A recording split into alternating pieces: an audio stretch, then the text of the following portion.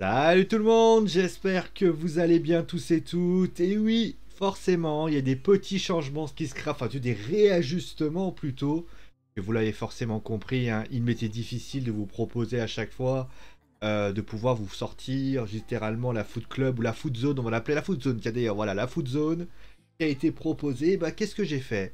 Eh bien, j'ai tout simplement fait une fusion. La Foot Zone et la Foot Club deviennent finalement une seule et même émission. Alors, est-ce que ça s'appellera la Foot Zone ou ça s'appellera la Foot Club? Mon cœur balance. Pas d'ailleurs quel nom vous préfériez, un Foot Club, Foot Zone, clairement, vous me dites ce que vous en pensez. De toute façon, le thème sera le même. On va parler notamment des deux matchs, et là, on va parler franchement de sacrées surprises d'ailleurs, puisqu'on va parler d'abord et les féliciter. Les féliciter les Lillois, puisque oui, les Lillois ont gagné 3 buts à 1 et sont premiers du classement. On va revenir bien sûr sur leur match, sur ce qui s'est bien passé, sur ce qui s'est mal passé. On va bien sûr revenir aussi un petit peu sur les tops et les flops, comme à chaque fois. Ça va être la prestation globale et ainsi de suite, comme vous le savez, hein, c'est un peu l'habitude. Alors, il n'y aura pas les fameux classements top et flop, pour la simple et bonne raison que là, j'ai voulu vraiment être assez léger. Mais vous allez voir, au fil du temps, on va bien sûr avancer avec de nouvelles émissions, pour ainsi dire. Ensuite, on a donc parlé également forcément de la surprise. Enfin, ça ne peut... Enfin, je dis surprise, moi je dirais plutôt parfois que c'est même pas... Ça aurait pu être littéralement inéluctable. Le FC Barcelone s'est donc fait éliminer, et oui, c'était pas arrivé depuis 2000. Le FC Barcelone s'est donc fait éliminer de la Ligue des Champions par le Bayern de Munich avec un score sans appel de 3-0. Donc Benfica et le Bayern qui donc se qualifieront par rapport à ça. On va faire un bilan bien sûr de ce qui s'est passé du côté du Barça.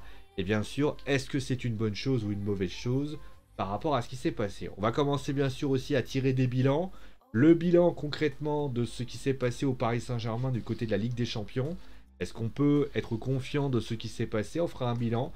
Et on va terminer bien évidemment avec la sanction. Ça y est, les sanctions sont tombées. L'Olympique Lyonnais, pour ce qui s'est passé notamment au Groupama Stadium entre l'Olympique Lyonnais et l'Olympique de Marseille, justement, on en reparlera ça en fin d'émission.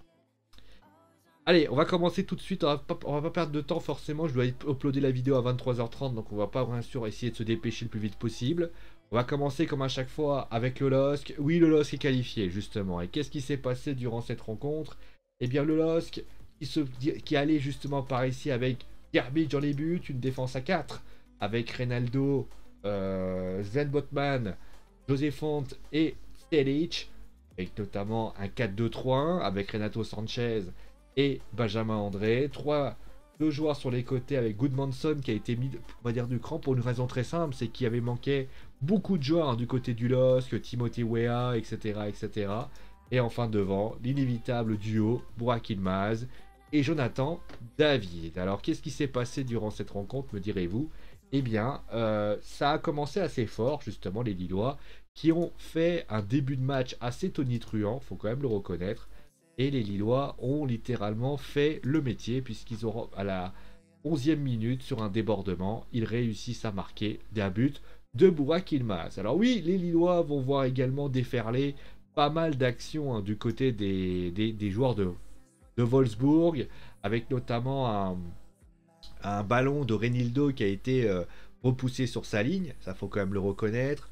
Et puis finalement, eh bien, les choses arrivent à la première mi-temps avec un score de 1-0.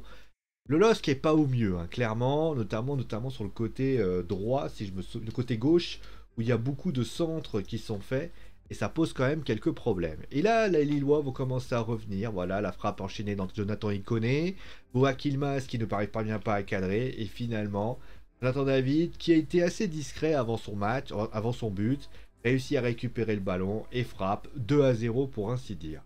Et puis 3-0 justement à la 78e minute où Angel Gomez remporte avec une passe justement de Jonathan Ikoné qui a été énorme dans ce match et qui réussit finalement à mener 3-0. Les joueurs de Wolfsburg, par Renato Steffen, réduira le score, mais ça ne change rien.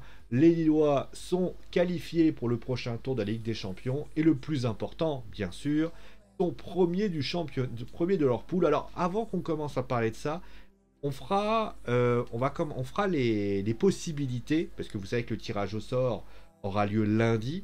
Est-ce qu'on fera pour éviter, voilà, de surcharger? On fera ça a priori soit vendredi, soit dimanche, en fonction de l'actualité de l'émission.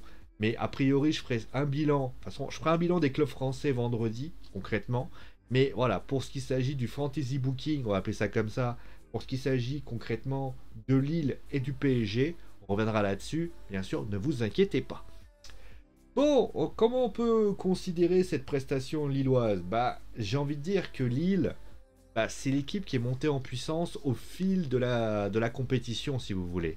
C'est-à-dire qu'elle fait un premier match plutôt intéressant contre Wolfsburg, où concrètement, ils doivent quand même gagner. Il y a deux matchs contre Séville et contre le Red Bull Salzbourg, où tu vois que les Lillois sont pas là. Et puis on se dit, là, ils vont pas y arriver, les Lillois. Là, clairement, les Lillois, ils vont pas y arriver. Là, je commence déjà à faire le bilan qui aura lieu déjà demain. Et puis finalement, bah, ils sont montés en puissance. Et ce match-là a été un petit peu la démonstration de ce qui s'est passé, puisque les Lillois ont vraiment fait preuve d'une certaine maîtrise. Alors certes, la première mi-temps est un peu moins bonne que la deuxième mi-temps. Mais c'est vrai que la première mi-temps a été plutôt difficile. On a vu notamment des joueurs allemands, des joueurs du club allemand à Wolfsburg, beaucoup, on va dire, il y a eu beaucoup de problèmes, notamment sur le côté droit, avec pas mal de centres qui ont été baptisés par rapport à ça. Et notamment, ben, n'a pas eu l'effet escompté concrètement, mais on va dire que il y a eu quand même pas mal d'actions qui auraient pu être extrêmement chaudes, pardon, du côté de Wolfsburg. Et je trouve que c'est plutôt ça qui a été réalité. On a vu également des Lillois qui ont complètement perdu pied et commencé à perdre beaucoup de ballons, surtout en première mi-temps. C'est vrai que ça, vous voyez, c'est deux aspects que les Lillois doivent tout de suite travailler parce que, vous voyez, deux petites erreurs, des erreurs comme ça, on a envie de dire, Wolfsburg n'était pas non plus un foudre de guerre ce soir, avec notamment un manque d'adresse avec ce qui était possible. Mais concrètement, si ça avait été, par exemple, d'autres équipes, Lille aurait pu prendre une grosse valise et aurait pu être dans une grosse désillusion. Mais concrètement, Lille a quand même maîtrisé. Enfin, dire, la deuxième mi-temps était bien meilleure. Et puis Lille a s'est quand même créé de belles occasions. Hein, ça quand même. Et surtout, il y a quelque chose que les Lillois, que j'ai remarqué, que j'avais dit hier d'ailleurs dans la preview, j'avais dit attention, est-ce que les Lillois vont être bons défensivement? Ils l'ont été, même s'il y a eu quelques problèmes de ci de là.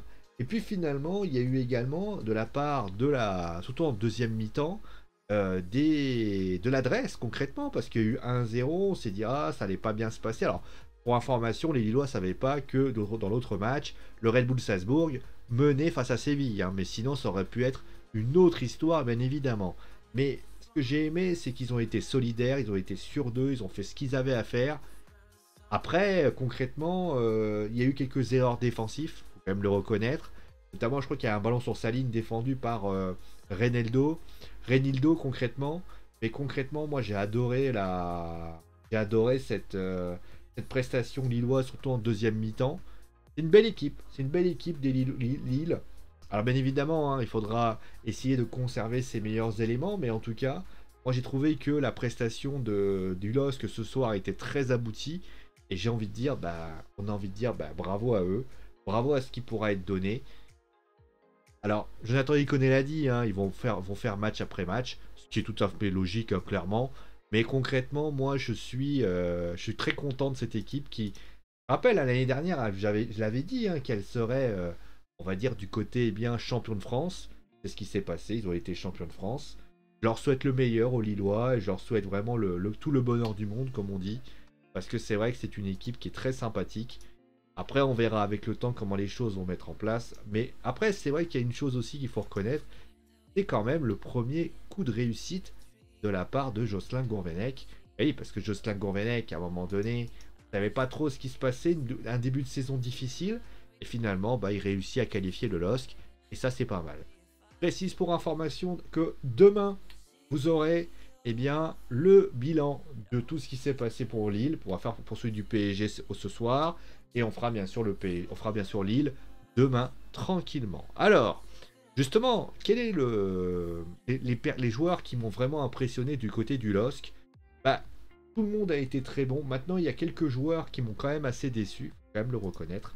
Le premier joueur qui m'a beaucoup déçu, c'est Gudmundsson, que j'ai trouvé assez inexistant, notamment sur le côté. C'est vrai que il faut pas se leurrer, hein. Si Lille a été en grosse difficulté sur ce côté, bah, ça a été tout simplement le problème, ça a été Gudmundsson qui malheureusement a beaucoup laissé les joueurs de Wolfsburg se retrouver en difficulté par rapport à ça. Ça, c'est vrai que ça a été quelque chose. Après, c'est vrai que on va dire que Benjamin André, Renato Sanchez n'a pas toujours été aussi serein qu'il y paraît. Jonathan David aussi, hein, clairement il y a le but, mais on a eu longtemps des moments où il a été complètement à l'ouest, Jonathan David. Il a fait du Jonathan David concrètement. C'est-à-dire que parfois il est capable de faire des choses extraordinaires, et concrètement, eh ben, il y a des fois il est capable de faire n'importe quoi, et c'est ce qui s'est passé. Certes il a marqué, ça ne change pas le fait par rapport à ça. Par contre les joueurs qui m'ont beaucoup plu, bah, c'est finalement Reneldo que j'ai trouvé plutôt bon, il faut quand même le dire. J'ai beaucoup aimé notamment aussi la présence de Selic, qui a été plutôt bon sur son côté. Jonathan Iconé qui a été pour moi l'homme du match, concrètement, voilà, aussi. Et puis, bah, concrètement, aussi Burak Yılmaz qui a été présent, qui a été intéressant, même s'il n'a pas non plus fait un match extraordinaire. Et puis, bah, voilà, beaucoup d'abnégation, beaucoup de motivation. Et finalement, et bah, ça se termine ainsi pour un City.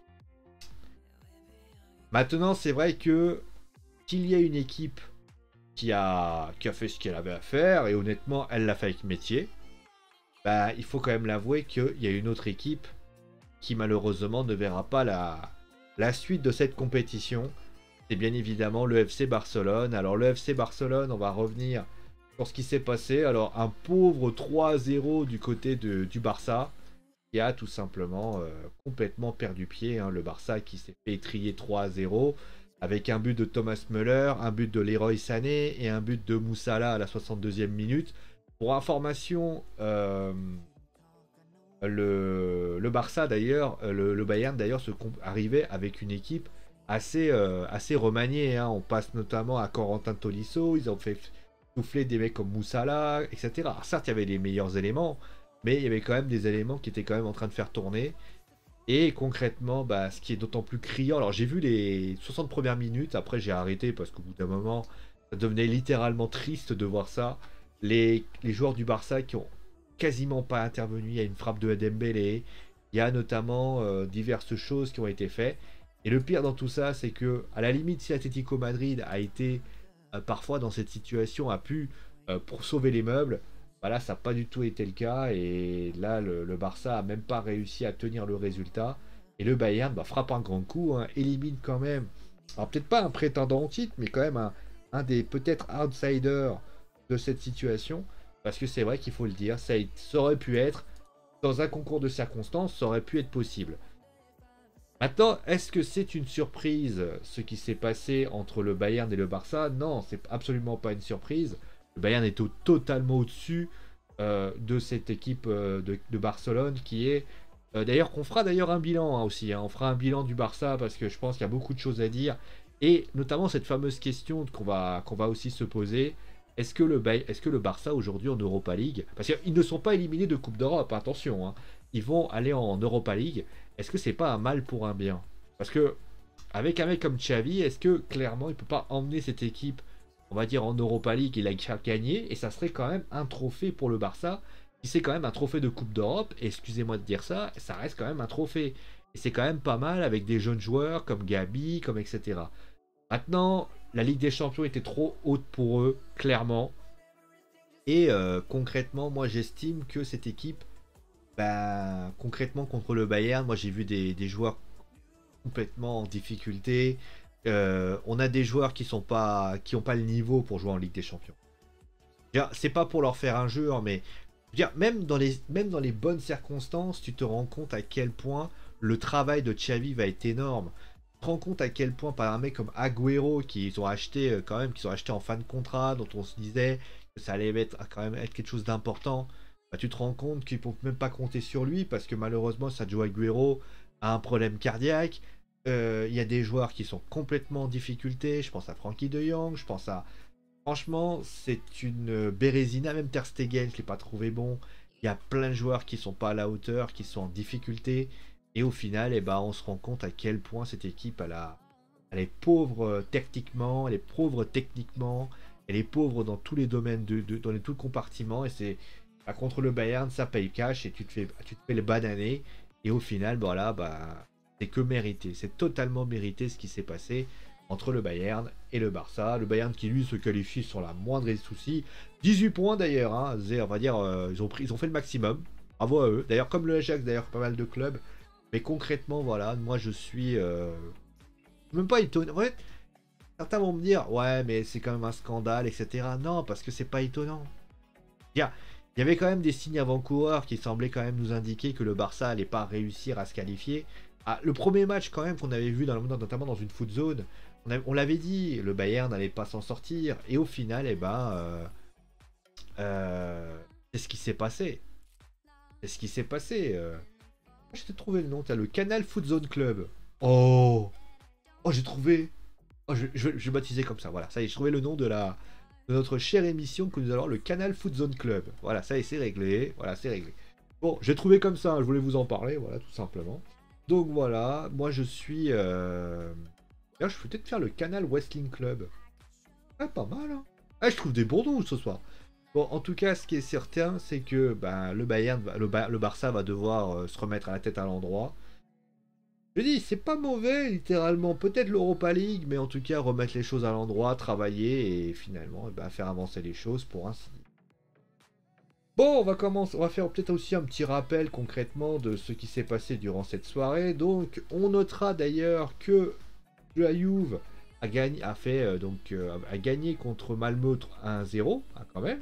D'ailleurs, The Zenit qui a fait match nul contre Chelsea, 3 buts partout. Hein, ça va pas aller très fort. Le Bayern qui a battu le Barça 3-0. D'ailleurs qu'il manque un match. Il manquera un match. C'est le match entre l'Atalanta et Villarreal. Puisque, bah, je vous le donne en mille. L'Atalanta, il y a eu en fait des chutes de neige du côté de l'Atalanta, du côté de Bergame. Et forcément, eh ben, ils ont dû être contraints de reporter le match. Alors le match aura lieu le jeudi à 16h30, donc demain à 16h30. Donc on n'aura pas, bien sûr, il n'y aura pas le débriefing, tout ça, vous inquiétez pas, enfin, malheureusement, hein, parce que je suis en train de travailler. Mais concrètement, on fera littéralement un petit aparté sur eux, pour ainsi dire. Donc après, le Red Bull Salzbourg qui a battu 1-0 Séville, pour information. Manchester United qui était déjà qualifié a fait donc match nul contre les Young Boys, et donc Benfica qui donc est deuxième et donc bat le Dynamo Kiev 2-0. Donc au niveau des classements, bah, le groupe E voit le Bayern faire, on va dire, la razzia des points, mais Benfica est deuxième et comme je l'ai dit, le Barça ira lui en Europa League. Du côté du groupe F, Manchester United est à 11 points, toujours pas le deuxième puisque je vous l'ai dit, l'Atalanta et Villarreal devront s'affronter demain pour savoir justement qui se qualifiera. Pour l'instant, Villarreal a une courte tête. Lille est premier, Salzbourg est deuxième. D'ailleurs, ça franchement, c'est le groupe. Franchement, c'est le groupe que tous les clubs qui vont être premiers ou deuxième vont vouloir. Hein, parce que Salzbourg, le deuxième, je pense que tous les clubs le veulent. D'ailleurs, quand tu penses que le PSG aurait pu peut-être se taper PSG Salzbourg, tu te dis, mais comment c'est possible? Et enfin, bah voilà, le premier sera la Juve. Chelsea sera deuxième, et enfin le reste, Zenit, Malmö, pour ainsi dire. Bon, on fera d'ailleurs les petites circonstances entre le premier et le deuxième, vous inquiétez pas. C'est prévu, donc vous inquiétez pas, on fera un bilan de Ligue des Champions. D'ailleurs, on va faire depuis la fin de semaine, on fera un bilan de la compétition, on fera un bilan, d'ailleurs on fera un bilan groupe par groupe. Comme ça, à la limite, on vous dira voilà, qu'est-ce qui s'est passé, etc. Vous inquiétez pas. Il y aura de l'actu, vous inquiétez pas, ça, j'ai du contenu, si j'ai besoin de trouver. Qui va d'ailleurs avec le canal West, le canal Foot. Non, pas le canal Football Club, le canal Foot Zone Club. Et bien tout simplement, c'est que le canal Foot Zone Club, c'est que, bah, en fait, quand on a des matchs, forcément, c'est plus facile à gérer. Pour information, demain, je ne regarderai pas l'Europa League, je suis en train de streamer. Ne vous inquiétez pas, on aura bien sûr du bilan des clubs français, etc. etc. Bon, on va passer bien sûr maintenant bah, au premier bilan, hein, le bilan des clubs français, avec finalement le premier bilan. On fera le bilan des gens de l'Europa League aussi, hein, clairement. Mais le bilan du premier club français, c'est le Paris Saint-Germain. Demain, on fera le LOSC d'ailleurs. Bien sûr, le PSG de Lionel Messi, le PSG de Neymar, le PSG de Mbappé, qui est deuxième. Hein, on rappelle, hein, deuxième du classement, puisque bah, c'est Manchester City qui est premier, suite à la victoire hein, de Manchester City. Je pense que c'était il y a 2 semaines à l'Emirates, non pas l'Emirates, au Etihad Stadium. Alors, qu'est-ce qu'on peut dire finalement de ce PSG, de ce PSG-ci?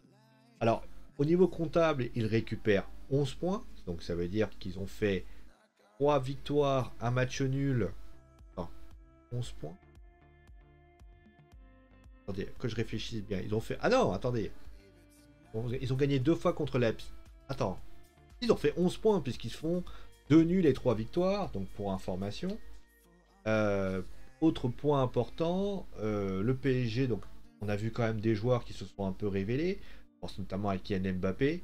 Maintenant, ce PSG-là n'a pas été à la hauteur de cette phase de poule. Alors certains vont me dire, et j'ai à juste titre, que le PSG n'a pas, doit être prêt pour finalement les matchs à coup près, pour ainsi dire.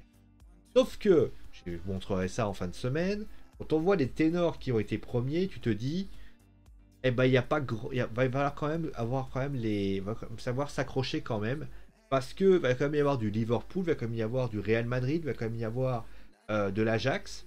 Et quand même l'Ajax quand même fait 18 points. Attention hein, quand même à cette équipe hollandaise, néerlandaise. Il y a quand même par exemple du Bayern de Munich.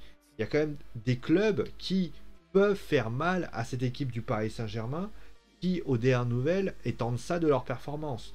Les joueurs aujourd'hui sont en méforme, je pense à Messi, je pense à Hakimi, je pense à des joueurs. Et au final, il y a aussi un autre point qu'on a peut-être, on a envie aussi d'indiquer et qui pour moi est excessivement important, c'est que l'équipe du PSG, elle a des problèmes de compartiment de jeu. On le sait, mais c'est encore plus criant, notamment le match contre City. Ça court pas, ça met pas d'envie, ça met pas d'intensité. On sent cette équipe beaucoup perdue sur le terrain. Alors certes, le match contre Bruges, mardi a offert quand même quelques petites certitudes et peut-être qu'on peut imaginer peut-être un nouvel élan qui pourrait arriver. C'est tout le mal que je leur souhaite, mais concrètement aujourd'hui je reste vraiment sur ma faim. J'ai le sentiment que cette équipe du PSG manque d'envie, manque d'intensité, manque d'équilibre, manque de beaucoup de choses. Et au final, cette équipe du PSG, je suis désolé, elle est elle est deuxième de sa poule, totalement méritée. Moi, de mon point de vue, je pense que cette équipe du PSG va devoir trouver autre chose, va devoir se remettre la tête à l'endroit. Est-ce que Mauricio Pochettino sera encore là? J'en sais rien, justement, on en parlera. On en a parlé, je crois, la semaine dernière.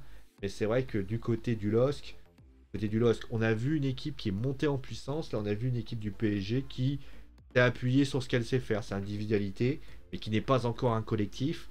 Est-ce qu'elle le sera un jour? Je n'en sais rien. Mais en tout cas, ce qui est sûr, c'est que la bande à Messi, la bande à Mbappé, la bande à Neymar, malheureusement, ça reste une bande qui malheureusement est une bande assez triste pour ainsi dire. Voilà. Voilà, on va passer maintenant à la suite avec finalement, on va terminer avec ça, la décision qui a été donc entérinée ce soir. Donc ça a été entériné aux alentours de 21h, 21h05. D'ailleurs j'ai bien fait à vous balancer cette fameuse food zone pour ainsi dire. Alors bien évidemment, je me mets la tête quand même, ça a discuté, hein, clairement ça a discuté. On va revenir notamment sur les réactions finalement. Alors on va commencer déjà par la première chose. Quelles sont les sanctions qui ont été balancées du côté de la commission de discipline? D'ailleurs, j'ai pas regardé. Attendez, je vais vous montrer un truc. Voilà. Alors, il y a pas mal de petites choses que j'ai envie de vous montrer parce que ça a discuté. Hein. Ça a discuté. Alors, amende pour l'OM. La commission de discipline. Voilà, je vais commencer par là. Bon, alors, attendez, je vais vous sortir le listing de tout ça, de toute façon. Oh pas mal. On va se diriger vers le WordPress. Après, je me dirigerai vers ça. Afficher. Voilà. C'est parti. Bon. Alors, on va commencer déjà par les sanctions. Alors, bien évidemment, ça sert à rien de venir me voir et de me dire ouais, c'est pas juste, c'est juste. Pour moi, je donnerai mon avis pour un site. Bon. On va commencer déjà par la première des sanctions. Quelles ont été les sanctions? Donc, comme je l'ai dit, la commission de discipline a donc décidé de statuer sur le match entre les deux Olympiques, l'Olympique de Marseille et l'Olympique lyonnais. Au niveau des décisions, donc l'Olympique lyonnais écope donc d'un retrait de 1 point, d'ailleurs je me suis trompé, un retrait de 1 point et de 2 matchs à huis clos. Alors, comme il y a déjà eu un match à huis clos, ils feront la suite.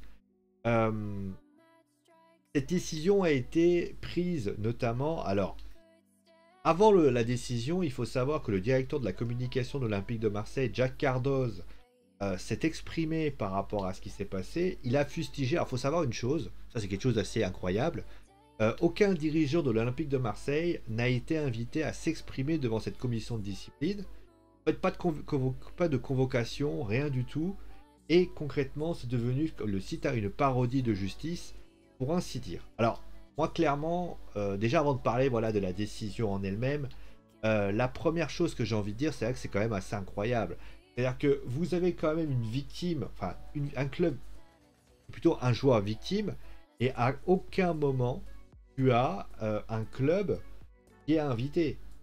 Et là, tu aurais même pu imaginer, si tu avais été un peu parano, que ils voulaient faire leurs popotes dans leur coin et éviter les scandales. En plus, concrètement, ça coûtait quoi de les inviter? C'est-à-dire, ils auraient pu débattre dessus, surtout que Pablo Longoria a essayé de calmer le jeu en expliquant voilà, qu'il voulait pas faire du collectif de l'individuel, il voulait complètement mettre en place les choses, pour ainsi dire. Donc concrètement, la décision est ainsi. Maintenant, pour ce qui s'agit de la décision. Avant de donner mon avis, on va commencer déjà par simplement essayer de comprendre la décision. Alors que la commission de discipline s'est exprimée concrètement. Alors, attendez, on va déjà commencer par Jack Cardoz. Et où déjà? Attendez, Jack Cardoz réagit. J'ai vu tout à l'heure. Attendez, je vais vous trouver ça, vous inquiétez pas. Moi, je l'ai pas. Voilà, la commission de discipline répond à Jack Cardoz. Voilà. Alors déjà, la commission de discipline qui répond à Jack Cardoz. Donc c'est Sébastien Deneux, hein, le président de la commission, qui s'est exprimé. Il a dit: je reconnais là à Monsieur Cardoz son sens de la nuance. Je suis effectivement surpris, si dirait, pour ne pas dire autre chose, de ce type de comportement. Présider au siège de la Ligue pendant les débats d'une commission indépendante participe à une forme à peine voilée de pression. J'ai pris connaissance des déclarations qui engagent la réponse de son auteur. L'absence de convocation répond à une logique simple. On examinait la responsabilité de l'OL. Le PSG n'était pas convoqué lors des incidents d'OM-PSG, sachant que l'OM a été sollicité par l'instructeur et a fait valoir un certain nombre d'éléments de réponse. Ils ont été invités à faire connaître leurs observations. La présence de l'OM ce soir n'était pas nécessaire.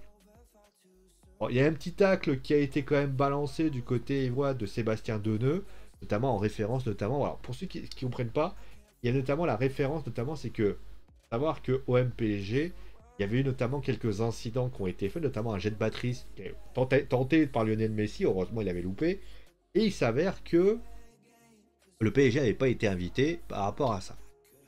À tort ou pas, moi je pars du principe que à partir du moment où il y a eu un incident qui, on va dire, dont la victime a été faite, il est quand même de la logique, excusez-moi, hein, de faire en sorte que on puisse au moins permettre à la victime de s'exprimer. C'est la moindre des choses. Alors certes, il dit que il y a eu notamment des éléments, etc. Mais pas dans un tribunal, excusez-moi. Vous avez une victime, la victime, vous la laissez s'exprimer et après vous précidez une sentence, concrètement. Voilà, donc je trouve ça quand même assez saugrenu, pour ainsi dire. Après, la commission de discipline s'est exprimée sur la décision. Alors, il a expliqué ceci. Alors, il faut savoir une chose, je ne l'ai pas dit, mais le match est à rejouer. Hein. Même je ne l'ai pas dit, bon, je m'en excuse, j'avais oublié de le dire. Tout acte de violence à l'encontre d'un acteur de match, a fortiori d'un joueur, expose le club responsable à une perte de points. Moi, ça c'est clair. La commission a également pris en considération les actions du club lyonnais immédiatement après les incidents. Je rappelle que la commission de discipline ne peut pas prononcer la liste de décisions à l'encontre des supporters de manière directe, mais est là de juger la responsabilité des clubs. Elle ne peut prononcer que des sanctions collectives à jamais et jamais de sanctions individuelles. Nous devons respecter cette logique disciplinaire et voir la responsabilité de Lyon. Nous avons vu que Lyon n'avait pas eu de précédent en Ligue 1. Pour autant, il n'appartenait pas à la commission de sanctionner Lyon par rapport au manquement des autres clubs de Ligue 1. A-t-il conclu? Alors, concrètement, il part du principe que, étant donné que les Lyonnais ont été relativement sages ces dernières fois, c'est quelque chose qui ne veut pas arriver. Alors là, clairement, j'ai envie de dire... alors, en fait, il est pas... En fait, l'explication qui a été donnée, c'est que, de dire, étant donné qu'il n'y a jamais eu de problème du côté de Lyon, il n'y a pas de raison qu'on puisse sanctionner ce club plus qu'il en est. Alors, Alors, dans l'idée, on peut comprendre ce qu'ils veulent dire. C'est-à-dire de dire, voilà, à un moment donné, en fait, si vous voulez, c'est une sanction, on va dire, avertissante. C'est-à-dire que de dire, alors voilà, on frappe quand même fort, mais d'un côté, à un moment donné, ils n'ont pas non plus été méchants tout le temps. On va les laisser tranquilles et on va être sympa. Moi, je trouve cette idée plutôt, on va dire, je trouve cette idée juste et pas juste à la fois. Juste parce que c'est vrai. Lyon n'a jamais eu de problème en question. Sauf qu'on n'est pas en train. En fait, le problème, c'est qu'on n'est pas en train de. C'est que. On n'est pas en train de juger. Comment dire. En fait, dans la sanction, il y a des trucs qui vont pas. Si Lyon a été relativement clean ces dernières années, et que tout allait bien, et qu'il y a toujours eu une communication très fluide, et que les choses ont été faites, pourquoi avoir donné le point? Alors il explique que c'est une perte de points parce qu'un joueur a été touché, machin. Très bien. Mais moi, de mon point de vue, j'estime à juste titre que, pour moi, tu pars du principe que c'est un incident isolé, ce qui est expliqué notamment, eh bien, j'estime que les Lyonnais n'auraient pas dû perdre de points. Donc ça veut dire que concrètement, la commission de discipline a quand même sanctionné, pas pro lyonnais, vous allez voir à quel point, voilà, a sanctionné, a considéré que comme il y avait une sanction, il fallait faire ça. Moi je veux bien. Par contre, moi il y a un truc que je comprends pas. À Nice, si je me souviens bien, il n'y avait pas non plus pas des problèmes tout le temps à Nice. Moi si je me souviens bien, à Nice, il n'y a jamais eu trop de problèmes. Et concrètement, on va donc sanctionner les... Oh, prenons Saint-Etienne par exemple. Saint-Etienne, il y avait eu notamment des problèmes, vous savez, avec Angers. Il faut savoir que les Stéphanois, ils se tiennent plutôt tranquilles. Ils ont pété un câble à Geoffroy Guichard, mais normalement, il n'y avait jamais eu de problème. Pourquoi tu sanctionnes durement le club? Notamment, pourquoi tu n'enlèves pas des points? Parce que Saint-Etienne est quand même assez chaud. Pourquoi, de la part de Nice, tu fais enlever un point et un point, un point et un point avec sursis, tu mets 3 matchs de suspension, un Nice-Marseille qui doit partir dans un match à neutre, etc. Alors que, je suis désolé, l'effet entre... Alors certes, à part l'envahissement de terrain, la seule chose qui est différente, c'est que sinon, tous les faits sont identiques. Donc ça veut dire que tu sanctionnes un club en disant, moi, aujourd'hui, je pars du principe que nous devons sanctionner. Il y a des trucs qui vont pas. De toute manière, les deux parties sont pas d'accord. Hein. Bon, Lyon... alors, ça, je vous l'ai montré. Lyon a fait un communiqué. Alors, je vais pas vous faire tout le communiqué, mais en fait, il trouve que la sanction est très lourde. Ah, et ça sert d'exemple. Alors, c'est assez étonnant parce que vous avez vu, là, il vous parle de... Non, par rapport au manquement des autres clubs. Donc là, ils vous disent, ça a cédé à l'émotion. Et la pression, justement, on revient sur ce que je disais, la pression de toutes parts. À créer des inégalités, etc. etc. L'absence de barème. Il y a une petite tog notamment sur Jack Cardoz aussi. Notamment, Jack Cardoz s'est livré des comparaisons douteuses, qui ne reconnaissent pas. Alors, après, bien sûr, la décision, ça, l'Olympique Lyonnais l'a expliqué, il se réserve bien évidemment à faire appel de la CDA, puisqu'ils peuvent bien évidemment aller ce qu'on appelle au CNOSF ou au TAS, etc. Jack Cardoz, lui, a tout simplement, encore une fois, dégommé la décision, puisqu'il dit que cette décision est profondément suivante, je dirais même humiliante pour les joueurs. À Nice, on a frappé un de nos joueurs, le club a sorti d'un point ferme. À Lyon, on reprend encore le coup, Lyon s'en tire avec un point ferme. Si je comprends bien, se faire frapper vaut un point. Ça donne aussi la possibilité de rejouer le match. C'est une décision qui me paraît particulièrement dangereuse. On envoie 20 bouteilles sur la tête des Marseillais, on aura la possibilité de rejouer les 20 matchs. C'est sans risque pour le club recevant, mais extrêmement pénalisant et humiliant pour le club victime. On reçoit 20 bouteilles dans l'année, on verra l'utilisation, etc., etc. Ouais, alors, je suis d'accord avec lui. Juste un truc.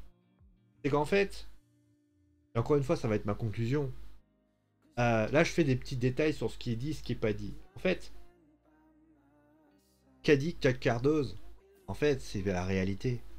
C'est que cette décision de la Ligue de football professionnel aurait pu être une décision qui aurait pu littéralement montrer aux supporters de tout club. Alors, d'ailleurs, c'est pour ça d'ailleurs que le président de la commission dit ouais, c'est pas pour que, faut pas que Lyon paye pour les autres. Ouais, mais ce qui aurait dû se passer, moi, de mon point de vue, il aurait dû y avoir certes une décision qui aurait été prise par rapport à ça, mais à aucun moment durant cette commission, j'entends de la part des dirigeants de la commission de discipline de dire écoutez, Lyon prend peut-être cher ou prend pas cher, mais il y a aussi des décisions qui doivent être prises au demeurant. Ensuite, la deuxième chose qui m'étonne aussi, et je continue encore une fois à m'étonner de beaucoup de choses, c'est que, en fait, ce que dit Jack Cardoz, il a raison. C'est-à-dire que, en fait, admettons, vous êtes mené 2-0. Admettons, il y a OM PSG ou PSG OM. Et bon, PSG OM, ça m'étonnerait si. Imaginez l'OM mène 1-0, il reste 10 minutes de jeu. Payet va faire tirer un corner. Et là, vous avez une bouteille qui vole. Ça veut dire que le Paris Saint-Germain, qui est déjà de toute façon s'en tape royalement du nombre de points qu'ils vont prendre, et bien ce qui va se passer, c'est que l'Olympique de Marseille, eh bien, va voir sa victoire redevenir on va dire, un match qui sera rejoué. Ça veut dire que une équipe qui est en difficulté, qui se dit, dans la tête du supporter, il va se dire quoi? Si mon équipe est menée sévèrement, par exemple Saint-Etienne-Rennes, il y a eu 5-0. Imaginez à Geoffroy Guichard, le mec il se dit, bon, ah bah, parce que mon équipe est menée 3-0. Je vais lancer une bouteille, ça va arrêter le match. Et au final, bah, si j'arrive à viser le joueur, je vais arrêter le match. Moi, au final, on va refaire rejouer le match. Vous voyez, là, vous êtes en train. Littéralement, la Ligue de football professionnel va, encore une fois, d'ouvrir une boîte de Pandore, ce qu'ils n'auraient même pas pu ouvrir. Là, en fait, ce qu'ils sont en train de dire, c'est prends une bouteille, tu reçois un truc, tu prends un point. Alors certes, il y aura des matchs de suspension, de huis clos et tout ce que tu veux, mais dans la tête du supporter, il s'en bat les couilles de ça. Lui, il va se dire, attends, moi, attends, ok, vas-y, j'envoie un truc. Voilà ce qui va se passer dorénavant. Donc, moi, je trouve que l'idée est complètement débile. Moi, ce que je pense qu'ils auraient dû faire, c'est dire, Lyon aurait dû perdre le match. Je sais que certains vont me dire, ah, mais t'es fou ou quoi? Je veux dire que on peut imaginer aussi ça, et certains me diraient aussi, oh mais attends, réfléchis 5 minutes, Sio. Ça veut dire que si demain une équipe est menée, bah, imaginez que vous avez l'équipe à domicile qui balance la. C'est déjà fini. Oui, bah alors, l'équipe est menée, l'équipe à domicile est menée et en balance un truc, bon là, ils prennent que des matchs de suspension, voire même ils perdent des points, donc c'est encore plus dangereux pour eux.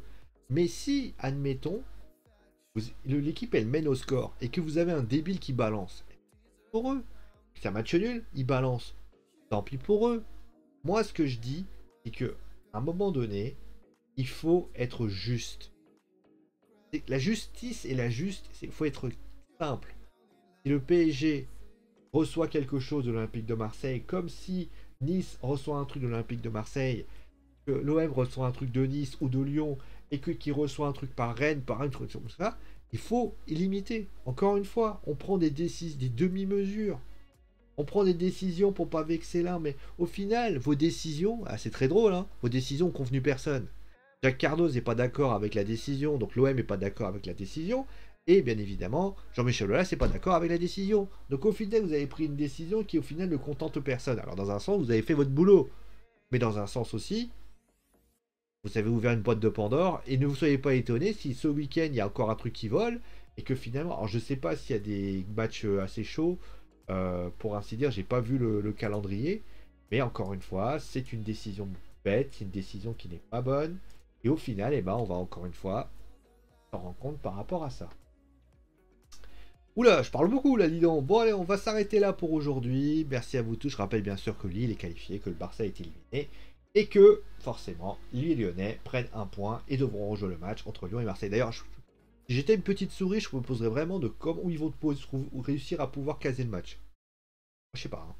Bon allez, merci à vous tous, prenez soin de vous, et on se retrouve donc demain. Alors je précise hein, pour information, à partir d'aujourd'hui, l'émission Foot Zone aura désormais lieu aux alentours de 23h30, 23h40. C'est tard, je sais que les enfants sont couchés, mais c'est le meilleur moyen pour moi de pouvoir faire l'émission tranquillement. Le Wrestling, d'ailleurs le canal Wrestling Club, d'ailleurs c'est même pas la Foot Club, c'est le canal Football Club. Non, c'est le canal Foot Zone Club dorénavant. Et vous savez quoi? Ça me fait plaisir. Allez, prenez soin de vous, amusez-vous bien. Et ciao les amis.